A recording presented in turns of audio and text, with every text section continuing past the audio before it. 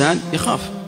وأكثر ما يعني يتعب الناس في حياتهم إما حزن على ماضي، وإما قلق على وخوف من مستقبل.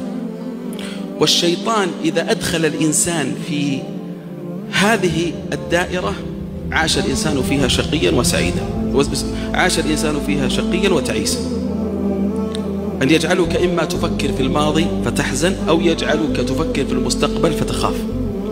ولذلك أول بشارة جاءت للمؤمنين ما هي؟ أول بشارة تأتي للإنسان عندما يقبل على الآخرة ويدبر عن الدنيا.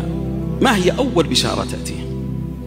إن الذين قالوا ربنا الله ثم استقاموا تتنزل عليهم الملائكة ألا تخافوا ولا تحزنوا وأبشروا بالجنة التي كنتم توعدون.